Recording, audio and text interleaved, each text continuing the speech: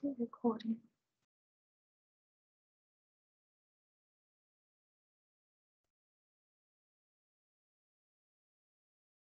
Okay.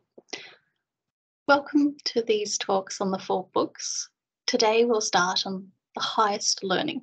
And this is traditionally considered to be the first to be studied amongst the 4 books.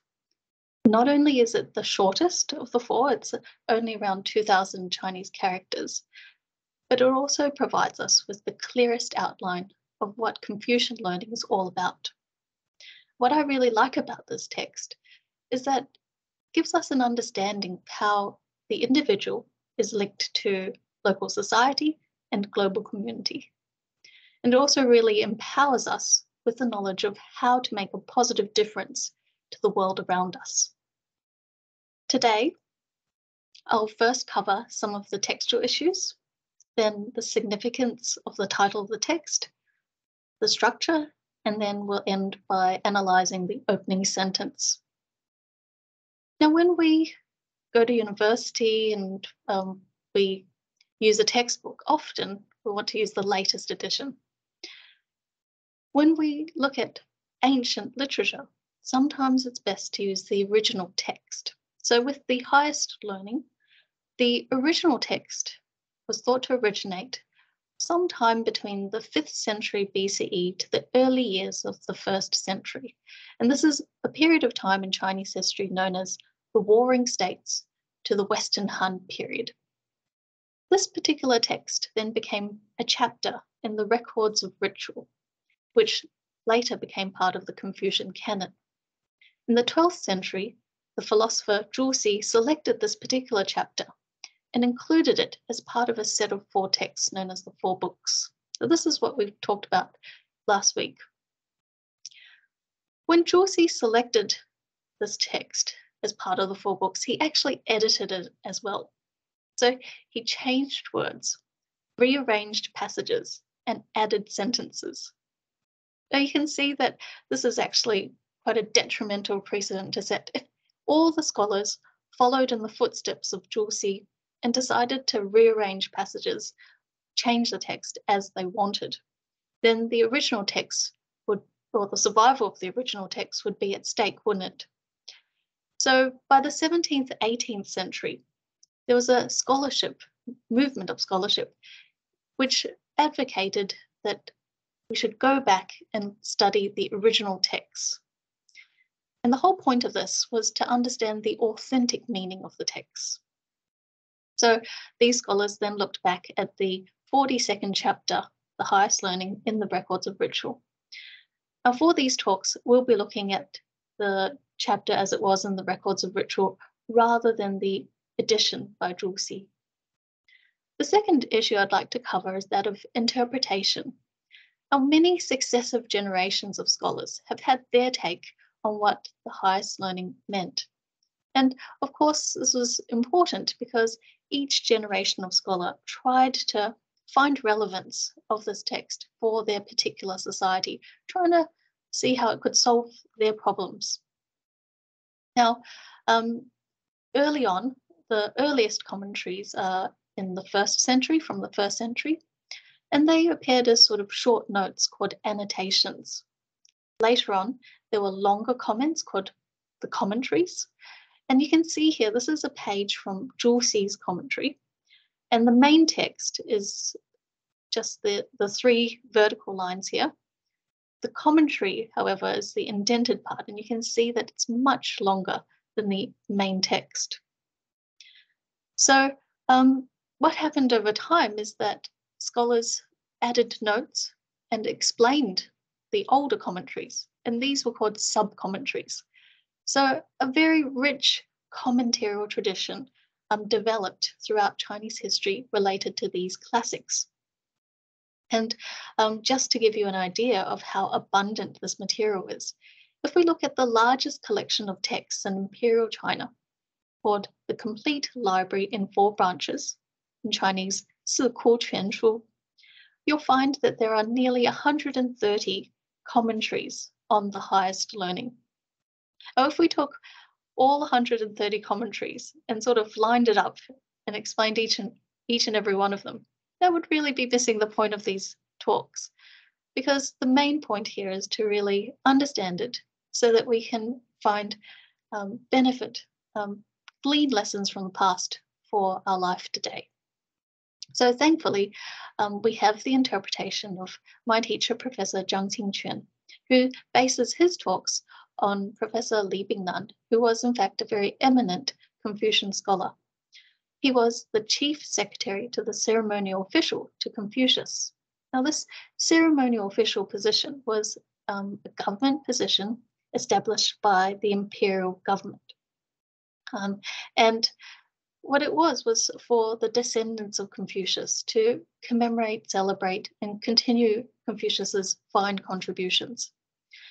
Now, Professor Li Bingnan not only lectured at universities, but also educational institutions. And fortunately, we have his diagrams from his series of lectures on the highest learning at the National Zhongxing University in Taiwan in 1968. You can see, of course, that these diagrams are very detailed. And from the diagrams, you can tell that he's used the earliest commentary by Zheng Xuan in the 1st century, as well as Zhu Xi's commentary and others. So he's really sort of drawn out the essentials for us in terms of which interpretation might be more relevant to a contemporary audience. You see, Professor Li Bingnan not only spoke to academic audiences, his real expertise was in making these ancient texts accessible for general audiences so that anyone, even if they'd never read the 4 books before, could understand, have take-home messages, and be able to use it in their lives. So he made it relevant for them. And that's why, in particular, we'll be following his interpretations. Now, what I'll do is that sometimes you'll see his diagrams, which I've translated into English, but oftentimes, because as you can see, these are quite detailed, I'll translate them into English and have them as dot points on a single slide so we can explain them more clearly. This brings me to the title of the text. They say that you can't judge a book by its cover, but in terms of ancient Chinese literature, the title is very significant. So when we look at this title, there are a few ways of analyzing it. First, through the characters themselves, and then also seeing what past scholars have written about it in the commentaries. So if we were to input these characters, 大学, into a modern dictionary, it'll tell you that it's a noun. It means university, the tertiary level educational institution. But clearly, 2,000 years ago, there was no modern day notion of a university. So that's why it's very important that we go back to the historical context. Now, philology is the study of the Chinese characters and their ancient forms. It's also called grammatology. So we'll start by looking at the characters themselves. This first character, pronounced as da, means big or great. And you can see that the character provided the ancient seal script here, used 2,000 years ago. It actually is meant to resemble a person standing front on with their arms and legs outstretched, just like the photo here. The question is, why did they use a stick figure of a person to connote the meaning of big or great? Well, we have to go back to one of the earliest Chinese dictionaries called the Shuowenjiezi, compiled in the 1st century, to understand. It's actually not talking about the physical size of a human being, it's talking about the cultural connotation and, in reality, the moral capacity of humans. So what the Shuowenjiezi does is it uses a modified sentence from the Dao De Jing, and it states, heaven is great, earth is great, and humans are also great. But this greatness refers to a moral excellence. Heaven and earth were considered co-creators of life on earth. Heaven was not just the sky, and was certainly not the Christian notion of heaven, but rather a life-giving force that supported or sheltered everything on this earth and nurtured everything on this earth without discrimination. Earth was a co-creator with heaven, nourishing all life on earth, everywhere, every person, every being, everywhere at any time. So earth also had this unconditional care. Now it's this unconditional care that is this greatness. Humanity too has this greatness. We have this innate moral potential, this innate moral capacity to nurture and develop all things and all beings. So this particular character, then talking about greatness, goes right to the heart of humanity, which is this innate moral potential for goodness. Now this is from the form of the character. We can think about the sound as well. Zheng Xuan said that this particular character is pronounced as Tai. Originally, Da and Tai were written in the same way. It was only later that there was a stroke added at the bottom to differentiate the form and the sound. So when it's pronounced as Tai, it's actually got a superlative meaning. So it's not just great, it's the greatest, it's the highest. So that's why the Imperial Academy is known as the Taixue, which is the highest institution of learning in Imperial China. Now, when we use this term highest or greatest, it's still referring to that moral excellence, but at the same time, it refers to this learning as well. So that's what we'll cover next, the next character. This character is often defined as learning, and you can see it's a bit more complicated. So we'll work through it step by step, starting from the bottom. And I've provided, again, the seal script because it's a bit more pictorial. At the bottom, you've got a stick figure, and it's meant to resemble a child. Doesn't matter where you are in the world. A child is often wrapped up, particularly newborns, wrapped up with their arms left hanging out to wriggle and be active. So this round circle in the middle is meant to represent the head, these curved lines meant to represent the arms. Now here, of course, it's not representing a newborn, but rather the student. And what's on top of the student? An upside down U, which is actually Chinese character for cover. So it's almost as if the student's innate greatness is being covered up. On top of this cover, you've got two lines, vertical lines on either side, which represent hands, lifting off this veil of ignorance to reveal two crosses in the middle. These two crosses are actually representing the principles of heaven and earth. Now, they are a character, meaning the lines of the hexagrams from the I Ching or the changes, as you can see here in this photo. All the symbols of the hexagrams meant to represent the underlying principles of the universe.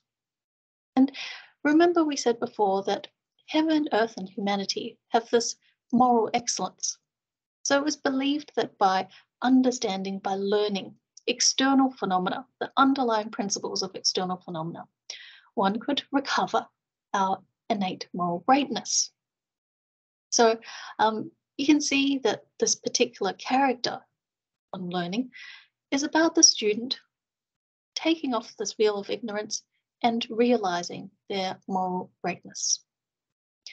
Interestingly, the character for learning looks very much like the character for teaching.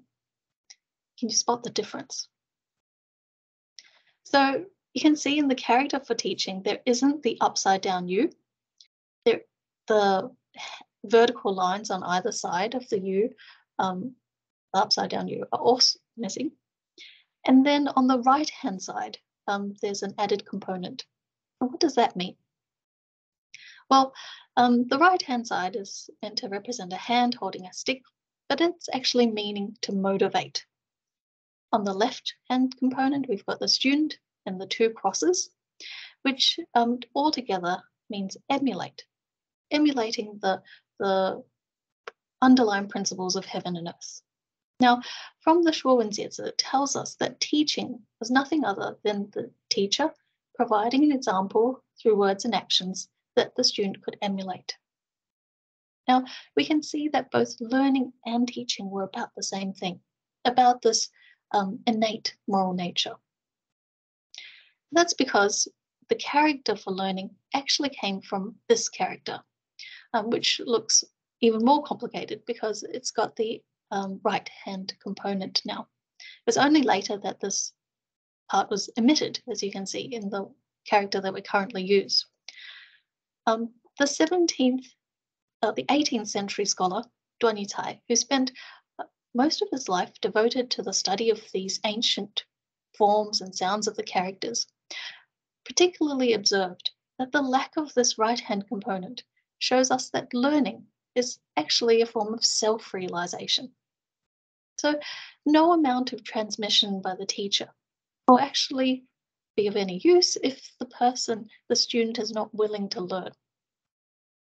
So yes, the teacher can guide, inspire, provide an example, but ultimately it's up to us. We are in the driver's seat. Now, interestingly, the character for learning, the original character, was defined as to be awakened. So this is trying to tell us that learning is actually a realization, an understanding. It's experiential. So nowhere in this definition does it talk about rote learning or an accumulation of facts, but rather learning is understanding these principles, putting them into practice, and then actually experiencing this in our daily lives. So interestingly, the title, 大学, first tells us that we have this innate moral potential, and then tells us that we have to realize it. What do the commentaries have to say? On the right here is, of course, Professor Li's diagram, and I've translated part of it. You can see that he has used two commentaries, Zheng Xuan and Zhu Xi's. And Zhu Xi, in fact, has two ideas about what this title means. We'll start with his because it's very much related to what we just talked about. He says that the highest learning means the learning of great people. The question then is, who is a great person?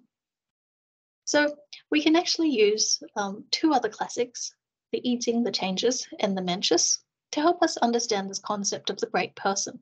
And this was very common practice in traditional times to use these texts at the same time period, other classics, for example, to try to verify, substantiate one's interpretation. Because obviously, a great person today would be very different from the great person that they talked about in the classics. So in the Changes, talks about how a great person equals the moral excellence of heaven and earth. Now, this is exactly what we saw in the Shuowenjiezi, the Chinese lexicon, telling us that according to the Changes, heaven, earth, and humanity are equal counterparts because of our moral excellence. And in fact, heaven, earth, and humanity were called the three resources because they provided this life-giving force to everyone, everything on earth. Now, obviously, the great person has realized their moral excellence, so that's why they can be equal counterparts. Most of us have yet to realize this, and that's why we need to learn. So Zhu Xi said the highest learning is learning to become this great person. In the Mencius, the passage actually tells us what is the impact of a great person. So this particular passage is a bit longer, but essentially Mencius talks about 4 types of people. The first type says there are people who serve a ruler for the sake of bringing pleasure to their countenance. So this is a person who doesn't want to help anyone improve, doesn't want to help anyone change to be better. They're just simply there for themselves. They'll pander to their boss for the sake of keeping their job. Second, there are ministers who bring peace to the realm whose pleasure lies in pacifying the realm. So these employees, these ministers, are really dedicated and they want to try to change the situation. The third type are those who have a bit more political judgment. So they only serve in government if the ruler has the same aspirations as them. And if the ruler doesn't, well, then they'd rather resign and wait until there's a more nobler ruler.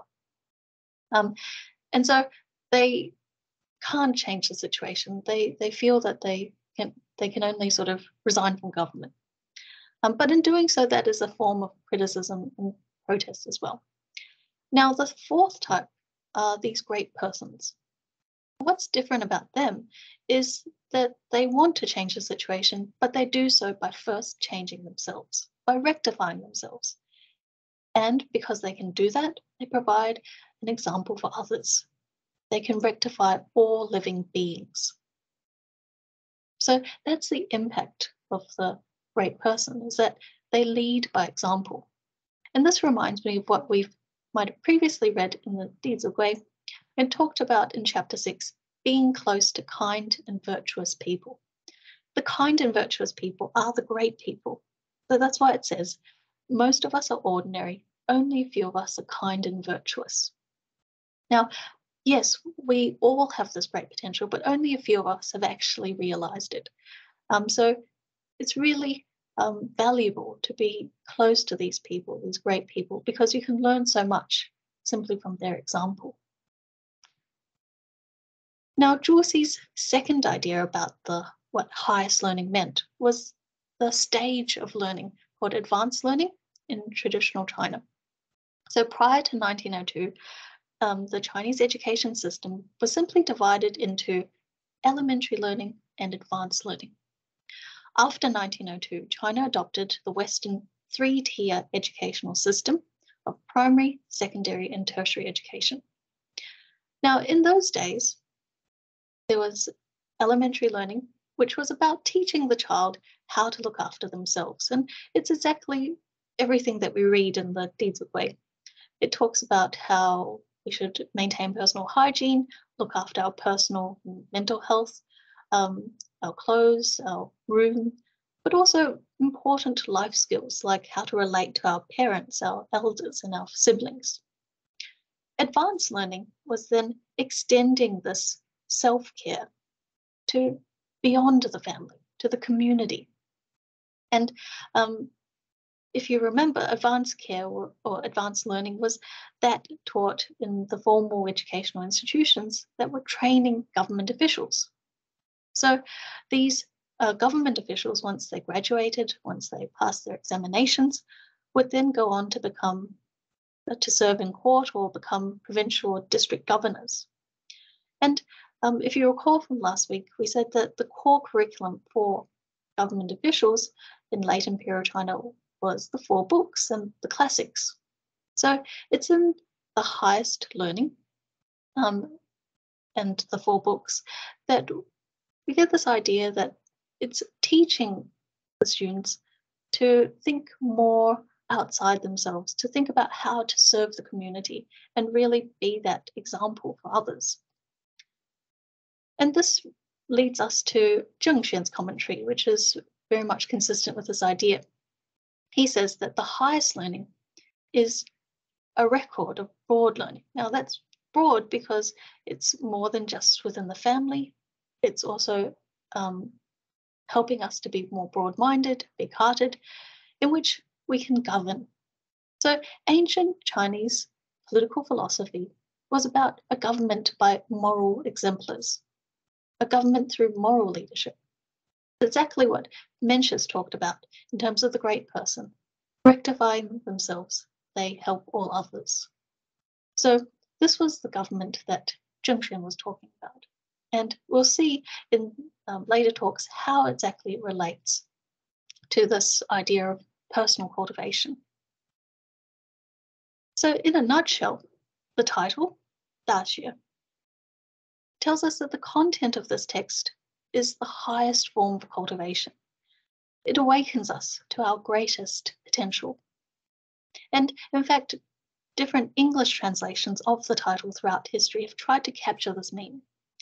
Probably the most common translation is The Great Learning by James Legge in the 19th century. And then more recently, Andrew Plax has also talked about, has also translated it as the highest order of cultivation. And so for these talks, provided a bit of a compromise, calling it the highest learning, to differentiate it from any other learning in our lives currently. It's a form of learning that helps us achieve our highest goodness. So now we turn to the structure of the text. This photo is of the Confucian Temple in Tainan, which was actually the first academy of Taiwan. So it previously was an educational institute. And when you walk into one of the main halls there, you're greeted with this very impressive piece of calligraphy. It's floor to ceiling in size. So what is it? Well, it's actually the opening passage of the highest learning.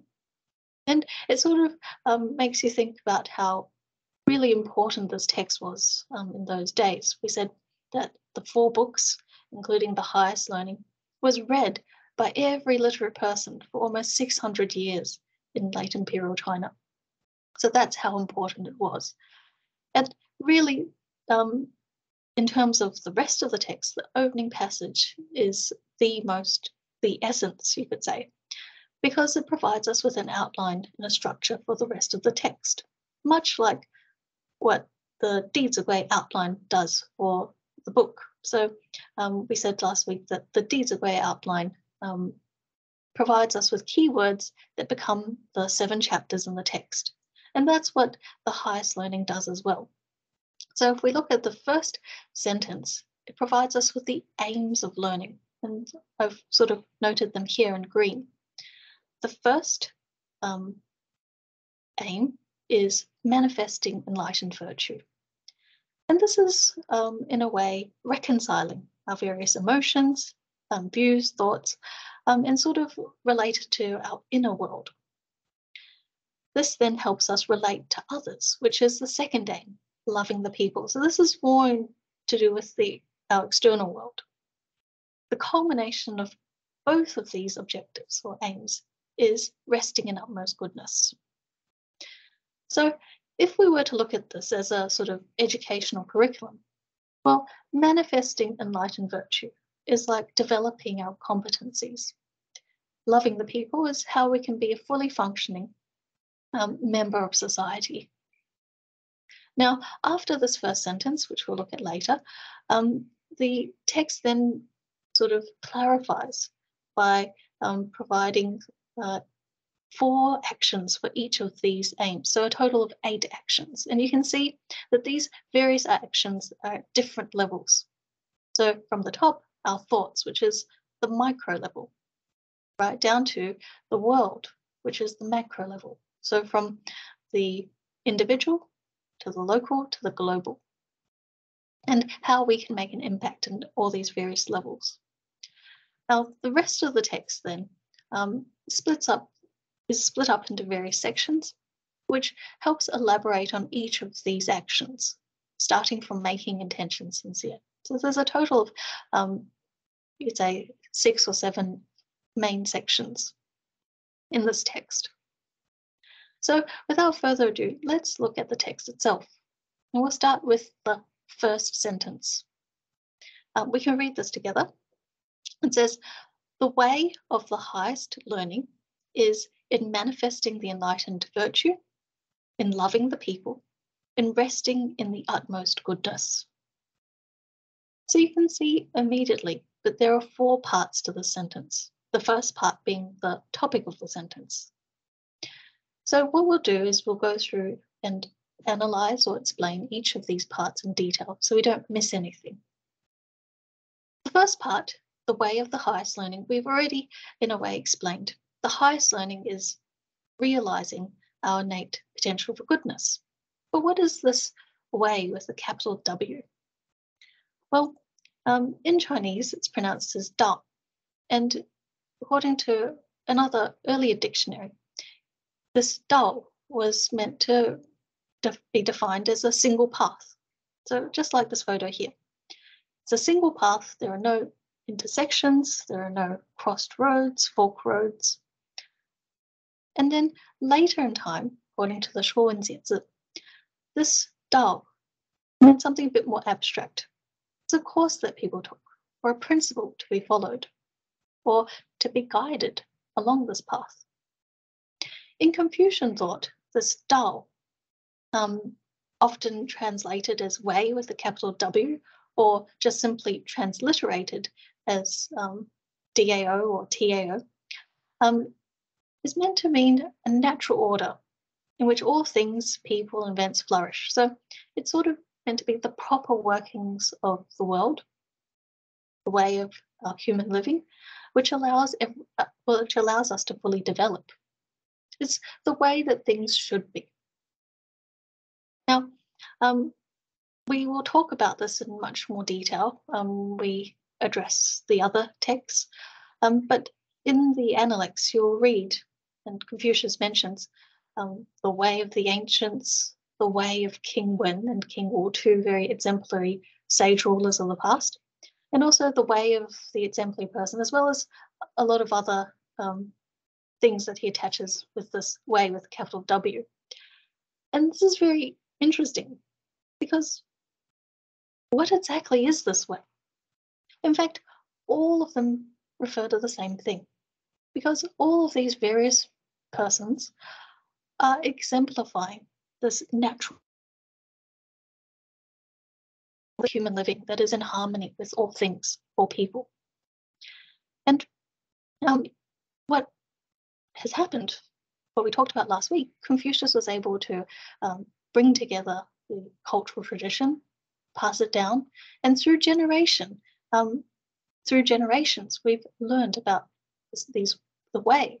And essentially, they are a cultural tradition, but also they provide us with principles and guidelines by which we can understand how to live our lives.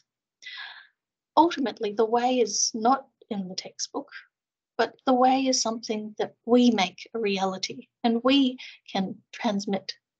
So it's a lived experience rather than something that's just written down, because obviously we need to adapt it to our times. So in a nutshell, if we go back to the topic, what is the way of the highest learning? Well, it's the natural course, the proper way by which we can realize the highest good that is innate to us. Now, how do we do that? What does that involve? And that's where we look at the rest of the sentence, three sort of processes. But very interestingly, when you look at the structure of the sentence, the rest of the three parts begin with the same Chinese character. Now, this is a preposition, which often is translated as in or at. So, we use that to say, I'm at home or I'm at work. But obviously, that refers to being in a certain physical space. Here, we're talking about being in a certain mental, like a mindset. And you can see, because all of these are referring to mental processes, you can see that I've color-coded in blue the verbs manifesting, loving, resting, and they're attached to these nouns, enlightened virtue, the people, and the utmost goodness. So it's very clear about what needs to happen. But at the same time, all of these processes in some ways are related to each other. We can think about it by replacing the way of the highest learning with the way of learning a subject. Now, the way of learning a subject can also be thought of in three processes. The first, comprehending the information. The second, being able to help others learn.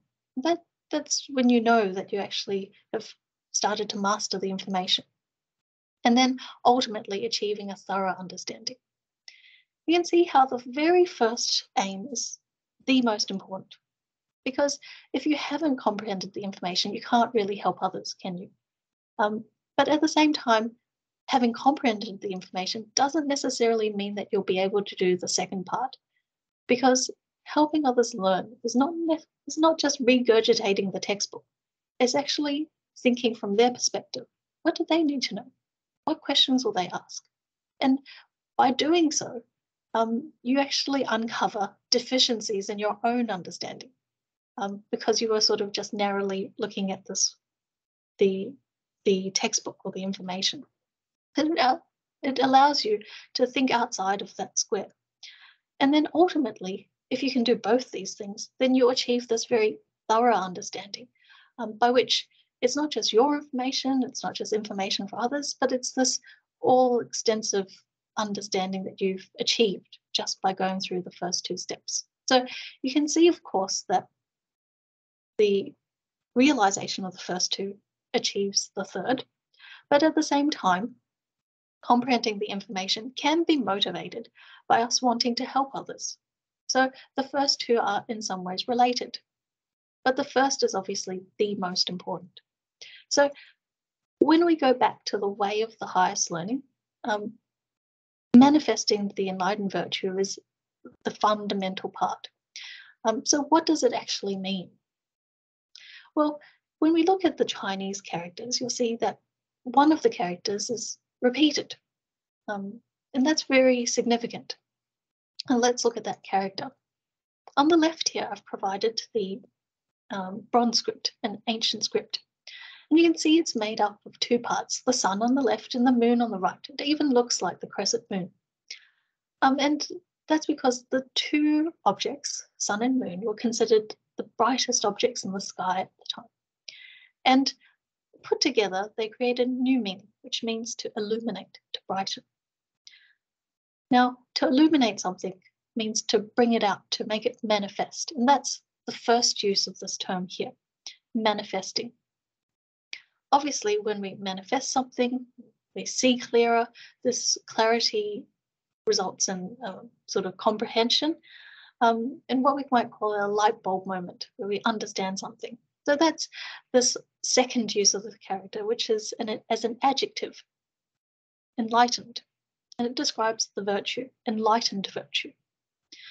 But why I said this particular character Ming is very interesting is because it tells us something about this enlightened virtue. It tells us that this enlightened virtue was always there. We just needed to bring it out, to put it into focus. So it's like if I'm in a darkened room, can't see what's on my table. As soon as I open the light, oh, I see I've got a pen here. And so that's what it means. It's sort of bringing it out, bringing something out that's always been there. So this enlightened virtue is innate to us. Now, what is it? When we think of virtue, we might think of a person who speaks kind words, does good deeds, but actually there's a much more objective standard. So if we look at the original character for virtue, you'll see, of course, it's made up of two parts, the top and the bottom.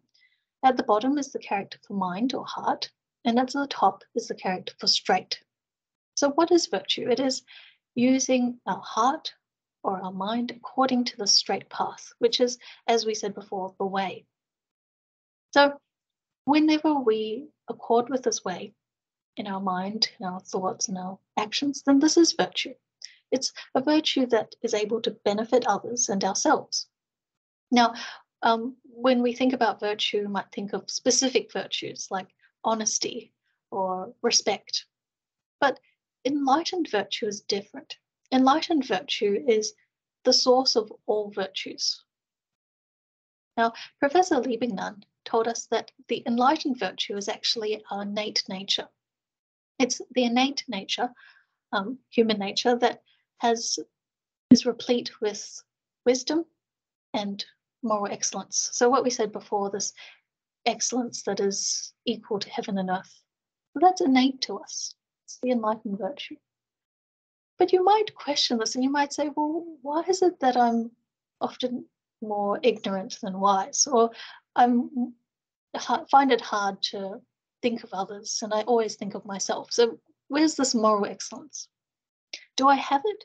Well, Mencius had a very famous thought experiment. He asked us to imagine.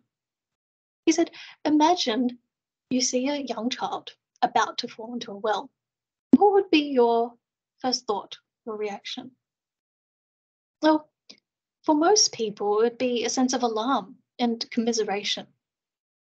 Now, Mencius doesn't go so far as saying that we would go and save the child. He just simply stops at the fact that most of us would have this instinctive response. And he explains by saying that this response is not related to wanting to curry favor with the parents of the child. It's not related to wanting to gain a good reputation in the community as a good Samaritan, nor is it related to dislike for the cries of the child if the child was to actually fall down.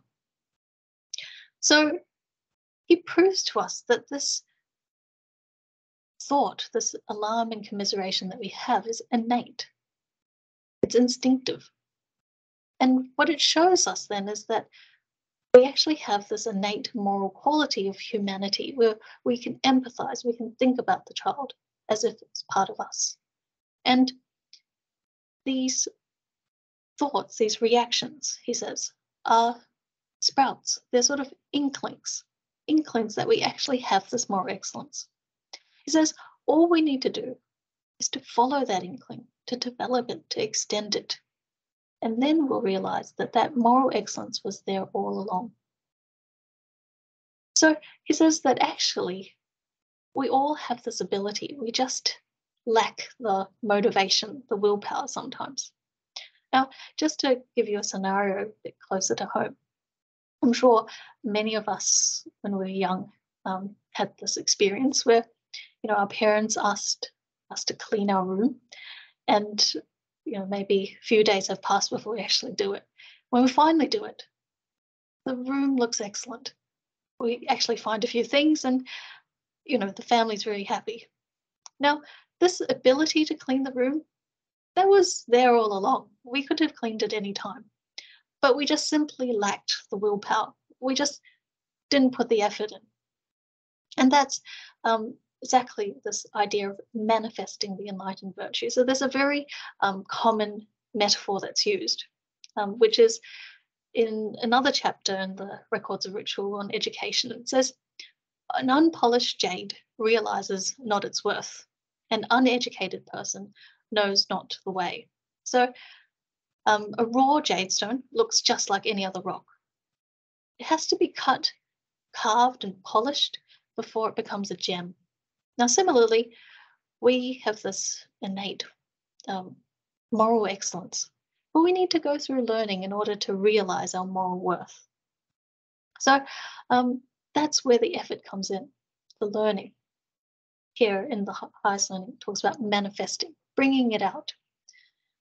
But we might ask, what's covering it up at the moment? Why is it that I can't experience this enlightened virtue 24/7? Well, Confucians would tell us that it's our emotions, our views, our thoughts, and they use a blanket term called selfish desires. Now, yes, we all have desires. We need to eat, sleep, but these desires are selfish when it's an undue or inordinate concern for ourselves over and above that of others, and often to the detriment of others. So, in actual fact, no one is stopping us from realizing our enlightened virtue. It's actually just ourselves and our selfish desires. So we can take full ownership of this particular process of manifesting the enlightened virtue. It doesn't depend on anyone else. Eradicating or paring back our selfish desires sounds quite difficult, when in reality it's not. It's just sometimes a matter of changing the way we think about things. So, for example, yes, we need to eat and sleep, but we can think about it as maintaining our health and well-being is so that we can better care for our family and even contribute to the community. So in that way, everything that we do in every moment can be thought of as something not for self-benefit, but for the benefit of others. And I guess this first step of manifesting the enlightened virtue is really to acknowledge that we have this enlightened virtue and then to motivate us to make effort, to sort of start at the level of our thoughts before we sort of make big changes and change our habits. But essentially, it's saying that, yes, we can do this. Now, this relates to the second aim, loving the people. Now, we all have loved ones, so it's not hard to understand. What the highest learning proposes here is that we extend our love and care beyond our family and friends. So this is inherent in the very character that's used here, in Chinese Ming, which means the common multitude. Now, in ancient times, the hierarchy of society was such that there was the son of heaven or the king, the state rulers, the senior ministers, nobility, minor officials, scholars, and then you have the common multitude, the common people who had no title and no rank. So in essence, it's telling us we really have to extend our care to everyone. And as it says in the D's way, love all beings. So obviously there is an order to this as well, because we begin in the home environment by being devoted, by caring for our family members, and then extend that out to when we go to work, our colleagues, our, everyone in the workplace, and then our community and beyond. So there's this stepwise progression, obviously. Then the other part of this is this love, in Chinese, qing, which can be translated as a closeness, attentiveness, care, and yes, love. So how to love? Well, it's not simply providing sort of for the material needs of all beings, but actually it's to help others manifest their enlightened virtue. So you can see, of course, that this is the second aim because it's very much based on us ourselves manifesting enlightened virtue before we can help others. Now, the more we talk about this, the more you might think, wow, this is quite big sort of aim. It's very lofty and seems almost unattainable and very overwhelming, doesn't it? Loving all beings. But actually, this idea of helping others manifest enlightened virtue is not something that we force on others. It's actually something that naturally occurs. We help them by inspiring them, by providing an example in words and actions by which they can emulate. And loving all people actually happens in our daily moments, in the daily decisions that we make. So just to give you an example that we all know, again from the Deeds of Way, in terms of, for example, choice of clothes, tells us that it's more important that we wear what's neat and clean rather than fashionable and expensive. Now, this sounds common sense, and obviously this would benefit us first because we're saving money. But also, it benefits us by helping us manifest our enlightened virtue by paring back the selfish desire of our own vanity. And then you can see, of course, that it also helps save the raw materials, the fabric, the labor, the transportation, because often our clothes are transported or imported. And by simply making a lifestyle decision to look after our clothes better, wear them longer, not throw them out so quickly, we've actually sort of helped the environment, helped the planet. So reduced our own carbon footprint, which by doing so, this very simple action, is loving all the people, because that helps all of humanity and all other creatures. So you can see how simple sort of daily acts can actually fulfill this criteria. Now you might say, well, yes, but how does that actually help others manifest their enlightened virtue? Well, by showing that you can live a fulfilling life, a happy life, without needing to take part in disposable fashion, but having sustainable practices, well, that actually helps inspire others around you, your family and friends, and then helps them think about their own lifestyle decisions. And this is slowly but surely helping them manifest their enlightened virtue. So it's not as difficult as it seems. It's simply something, or at least in loving the people, it's simply something that can occur naturally through our example. And that's what brings me to the next and culmination of all of these aims, which is in resting in the utmost goodness. So this character for resting is actually really cute. I've provided the bronze script on the left here. And it used to look like a footprint. It's like putting your foot down and staying put somewhere. So this resting is not stopping. It's actually being unwavering, remaining in this mindset. What's the mindset? The utmost goodness. Our utmost goodness is just realizing that the virtuous nature between self and others is really just one. 15th century philosopher Wang Yangming explained this very well. He said, the great person regards heaven, earth, and the myriad things as one body. Professor Du Weiming from Harvard also explains this, but on a more technical level. He says that the relationship between heaven and man is not a dichotomy, but an indivisible single oneness. Now, you can understand how this is truly utmost goodness, because, for many people, if you read about manifesting enlightened virtue or loving the people, that's already pretty good enough.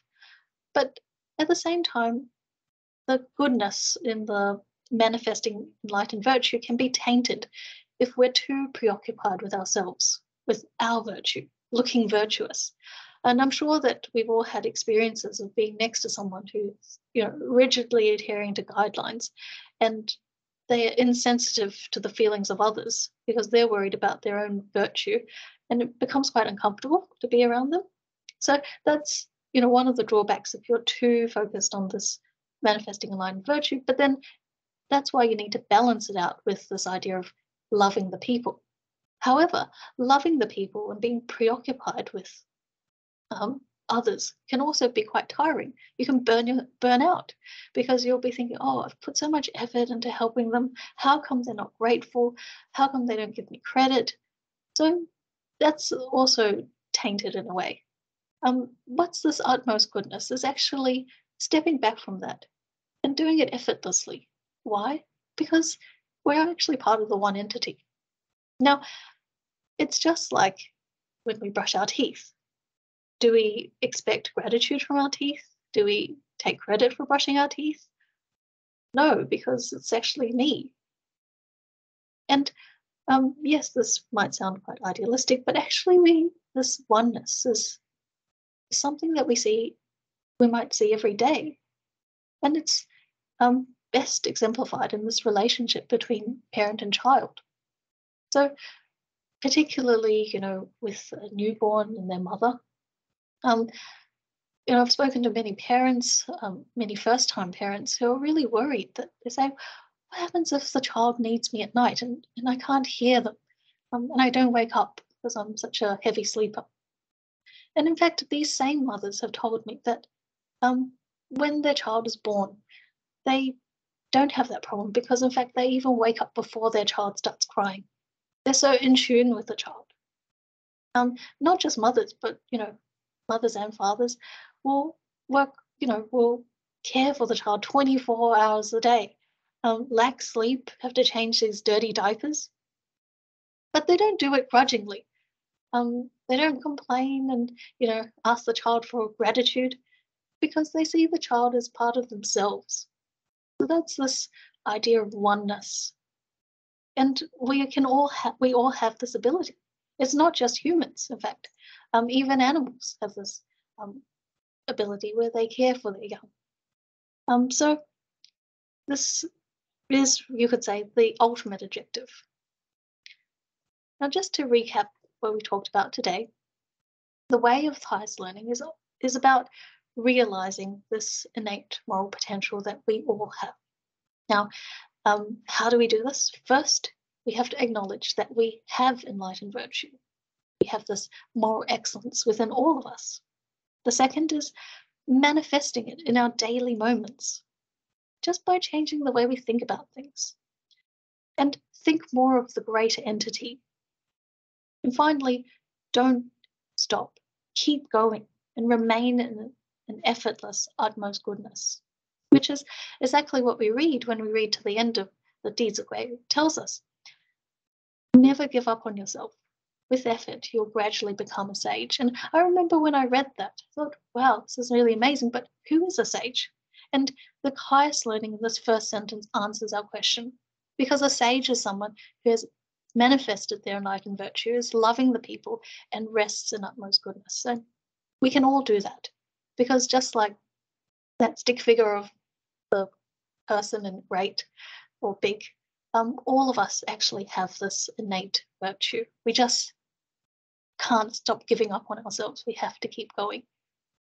So that's the end for today's lecture. Next week, we'll discuss the specific actions, 8 in total, which provides us with more guidance as to these overarching aims. So that's what we have to look forward to next week. Thank you very much.